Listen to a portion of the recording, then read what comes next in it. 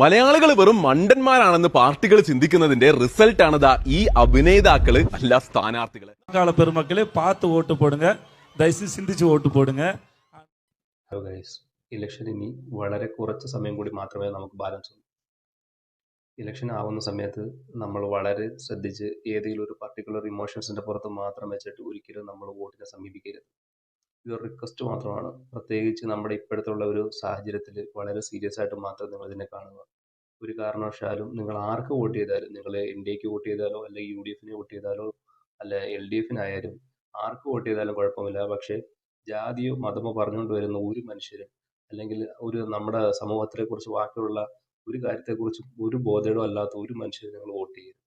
ഒരു ഗെയിം കളിക്കാം. ചിന്തിച്ച് മാത്രം നിങ്ങൾ ഉത്തരം താഴെ കമന്റ് ചെയ്യണം. നിങ്ങൾ ഒരു വീട് പണിയാൻ പോവുകയാണെന്ന് വിചാരിക്കുക. പണി ഏൽപ്പിക്കാൻ ഒരു കോൺട്രാക്ടറെ നിങ്ങൾക്ക് ഫൈനലൈസ് ചെയ്യണം. പൈസ നിങ്ങൾക്ക് ഒരു വിഷയമേ അല്ല. നിങ്ങളുടെ മുന്നിലുള്ളത് 3 ഓപ്ഷൻസ് ആണ്. ഓപ്ഷൻ 1, പല സൈറ്റിലൊക്കെ നിന്ന് പണി പഠിച്ച് സ്വന്തമായി തുടങ്ങിയ ഒരു സാധാരണ കോൺട്രാക്ടർ. നാട്ടുകാർക്കെല്ലാം അയാൾ അറിയാം, ചുറ്റും പല വീടുകൾ പണിഞ്ഞിട്ടുണ്ട്, നല്ല അഭിപ്രായമുണ്ട്. ഇനി ഓപ്ഷൻ 2 നോക്കാം. അടുത്ത സിറ്റിയിലെ ഒരു വലിയ കൺസ്ട്രക്ഷൻ കമ്പനി, ഒരു സീനിയർ എഞ്ചിനീയർ ആണ് നടത്തുന്നത്. കമ്പനിയിലെ എംപ്ലോയീസും നല്ല പ്രൊഫഷണൽസ് ഒക്കെ തന്നെയാണ്. ഇവരെ പറ്റിയും പൊതുവെ നല്ല അഭിപ്രായമാണ് നാട്ടിൽ നിലനിൽക്കുന്നത്. ഇനി നമുക്ക് ഓപ്ഷൻ 3 നോക്കാം. നിങ്ങളുടെ നാട്ടിൽ തന്നെയുള്ള എന്നാൽ 10-20 സിനിമയിലൊക്കെ അഭിനയിച്ച ഒരാള്, വീട് പണിഞ്ഞു ഒരു എക്സ്പീരിയൻസും ഇല്ല. പറ, ആർക്ക് കൊടുക്കും നിങ്ങൾ കോൺട്രാക്ട്? കമന്റ് ചെയ്ത് അറിയിക്കും. ഓപ്ഷൻ 3 ആലോചിക്കുക പോലും ഇല്ലല്ലോ. ഓപ്ഷൻ 1 ഉം 2 കൺസിഡർ ചെയ്തെങ്കിലും നിങ്ങൾ കാണും. ഓപ്ഷൻ 2 നിങ്ങൾ സെലക്ട് ചെയ്തും കാണും.